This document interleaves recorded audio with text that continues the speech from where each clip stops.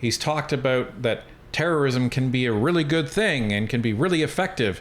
So when you take all of that together in context, and then you look at the Oxford definition of his name, my conclusions differ.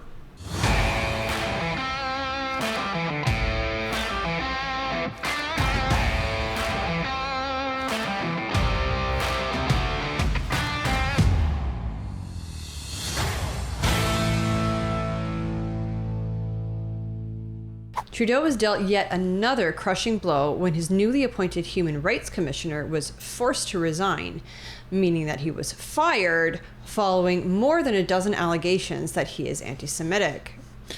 So we've been following this story a while in the background, and we thought about doing a video, based on all the allegations and everything like that, but looks like they beat us to it. So we're now going to cover essentially the entire story from start to finish. And we're going to start with a National Post article that came out more than a month ago. Terror is not an irrational strategy. Incoming Human Rights Commissioner lectured about violence. Birju Dattani made earlier statements appearing to rationalize terrorism and signed a letter accusing Israel of seeking to, quote, terrorize the civilian population, end quote, of Gaza. A coalition of human rights groups have voiced their support for Canada's embattled incoming human rights chief after 3 Jewish groups called for his removal over reports of his past anti-Israel statements. The group, which includes the National Union of Public and General Employees, the Canadian Association of Professional Employees, the Federation of Black Canadians, and others, blamed racism for the response to Birju Dattani's controversial comments. Quote, the attempts to have Mr. Dattani, the first Muslim and racialized person appointed to this position, vacate his seat without due process is deeply concerning, end quote, the group said in an open letter sent to Justice Minister Arif Virani on Wednesday. Quote, while the allegations against Mr. Dattani are concerning, this campaign against him highlights the heightened level of scrutiny he, like many Canadians, faces because of his faith and ethnic background. Mr. Dattani has responded comprehensively to the media about allegations related to his academic activities as a student 12 years ago, end quote.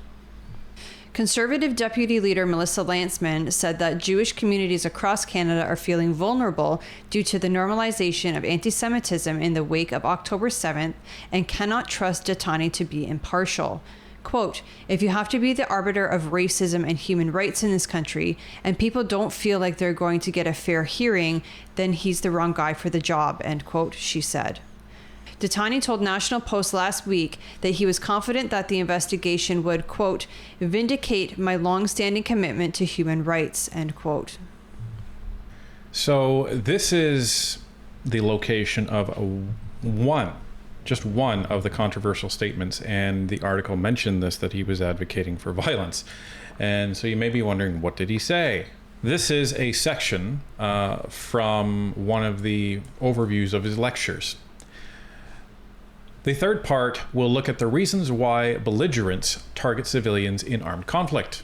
The final part of this chapter will look at terror as a strategy. Contrary to conventional wisdom, which is far more convention than it is wisdom, terror is not an irrational strategy pursued solely by fundamentalists with politically and psychologically warped visions of a new political, religious, or ideological order. It is, in fact, it is a rational and well-calculated strategy that is pursued with surprisingly high success rates. That's awful. So this is one example that all of these Jewish groups are pointing to and saying, this concerns us if this is what the Federal Human Rights Commissioner actually believes, that terrorism is a good idea, because that's the abstract from this. So you see all of the opposition to this when they say, well, they're just going after him because he's Muslim. They're just going after him because he's quote unquote racialized, because that's a term now. Yeah. It's almost like something happened to you when you were born. It's kind of a very vile term in my opinion. Yeah, like, let's just all be human. Yeah, there you go. So it's like they're saying, well, it's just because he's the first, Muslim. Has nothing to do with it. Absolutely nothing to do with it. You're going to say, that they're criticizing that statement that this guy made, and you're saying, well, they're only criticizing that because he's Muslim. You're saying that if he was any other faith, or, if he came from a different part of the world, people wouldn't have a problem with it. I guarantee you they would have a problem with it. So, anyhow, even Varani was like, well, I don't know if anything's going to happen with this. And Dattani was like, I'm going to be completely vindicated after this investigation is over. Let's see what happened. So this was an article in the Globe and Mail that was released yesterday. Canadian Human Rights Commissioner Burju Dattani resigns over comments on Israel. The recently appointed Chief Commissioner of the Canadian Human Rights Commission says he has agreed to resign today, that means he was asked, after an investigation into comments he made in the past related to Israel. Burju Dattani has previously denied allegations that he made anti-Israel statements, including that conservatives characterize as a quote-unquote justification of terrorism. The Justice Minister launched an investigation after Canadian Jewish organization raised concerns about Dattani's past activities. Quote, the findings speak for themselves, end quote, Justice Minister Arif Virani said in a statement on Monday. You have to wonder, if Trudeau wasn't really down in the polls, you have to wonder if he would be actually taking any action on this whatsoever. Because he's actually finding that he's lost a lot of support from the Jewish community, both financial and from a polling perspective. So he is really, really far behind the polls. You have to ask the question, would you even be looking at this? I don't know. Quote, I have accepted Mr. Dattani's decision to step down as Chief Commissioner. As I have said, maintaining the confidence of all Canadians in the Canadian Human Rights Commission remains my top priority, end quote. The lengthy report details 14 allegations levied against Dattani, including comments he made on social media and elsewhere under the name, quote, Mujahid Dattani, end quote.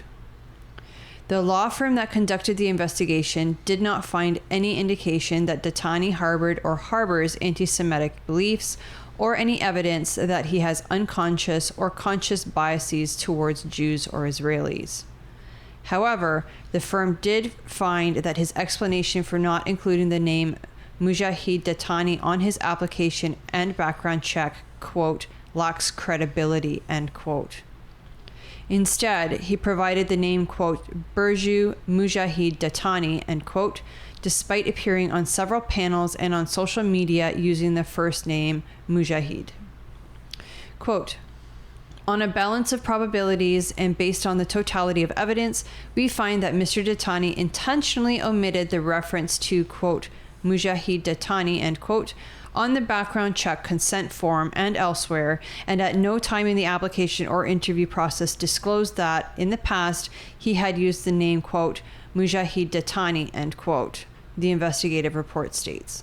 So this is significant that this law firm that they employed to look into this found no evidence, none whatsoever, that Mr. Dattani held anti-Semitic beliefs or that he held any negative feelings towards Jewish people or Israelis. Well, let's take a look a little closer. So we were able to find the report that is being referenced here, and it is very, very long, and it does deal with 14 different allegations, and it goes through them in excruciating detail.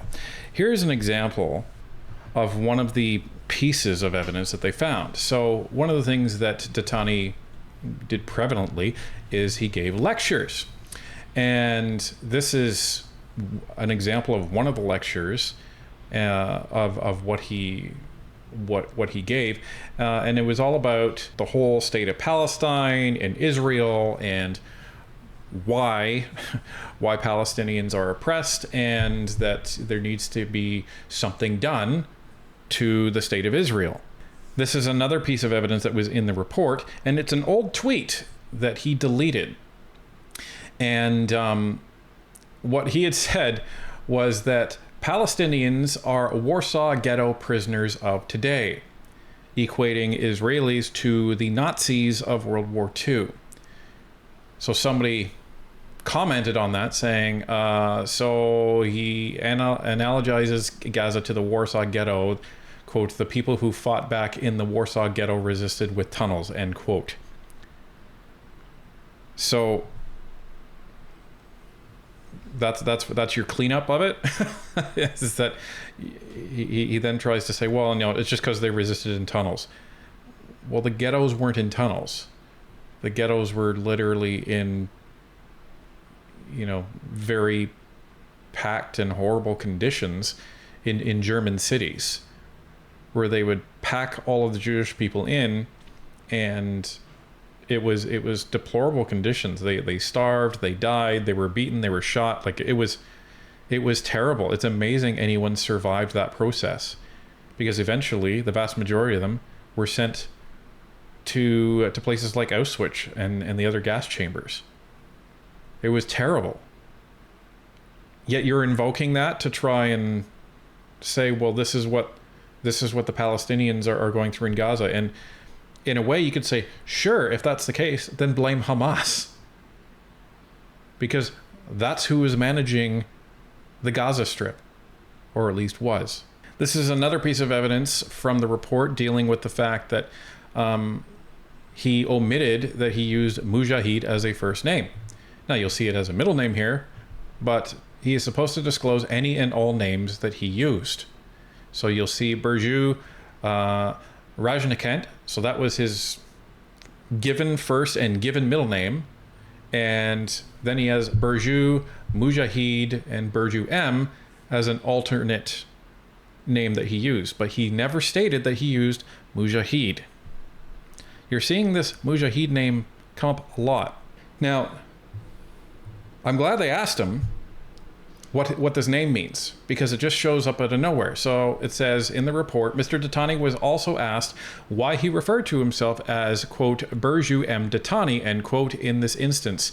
But in other instances, he referred to himself as, quote, Mujahid Dattani, end quote. In general, Mr. Dattani explained that his name at birth was, quote, Burju Rajnikant Dattani, end quote, but he does not use Rajnikant as a middle name. Instead, since he was 19 years old, he has used the name Mujahid. Mr. Dattani adopted the name Mujahid when he embraced a Muslim identity. Mr. Dattani also explained that Mujahid was a rough translation of his first name Burju, which is Sanskrit. Now, remember that. Mr. Dattani explained that Mujahid was recommended as a name for him by 3 Muslim scholars from India. The scholars were visiting Calgary from India for a spiritual event, and the 3 met and were asking for a recommendation for a name. They had Mr. Dattani's given first name. They unanimously picked the name Mujahid for 2 reasons. First, it closely approximated his given name, and second, it represented individual attributes. Mr. Dattani explained that the translation of Mujahid is, quote, someone who strives against the ego in the service of God, end quote, and the translation from Burju is, quote, someone who possesses and embraces an inner strength. Now, we don't know if anybody verbally questioned this or validated it, but nobody's thought to validate it in writing in the report. So what do I mean by that? Well, here's the thing.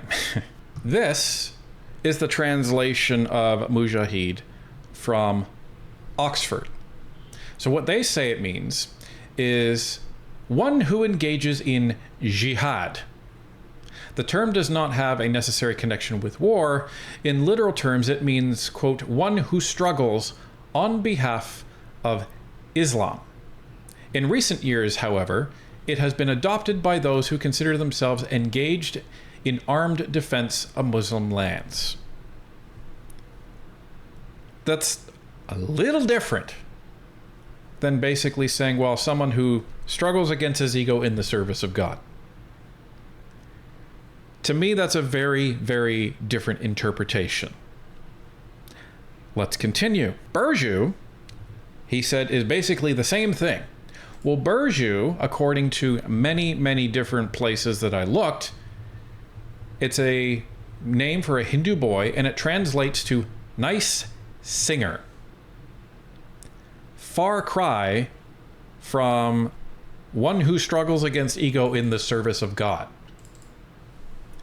Now, I did try to find any similarity to what he was talking about, and I found one. Although it also says nice singer, this says that the name is often interpreted as brave or valiant. So I guess you can kind of make the connection there, but I think it's a bit of a stretch. Now, if you accept the Oxford definition of what his name actually means, and you go through all of the allegations that were levied against him, he's participated in protests against Israel. He's made comments against Israel. He's made tweets against Israel. He has made comments and made several lectures in support of the Palestinian people against Israel. He's talked about that terrorism can be a really good thing and can be really effective. So when you take all of that together in context, and then you look at the Oxford definition of his name,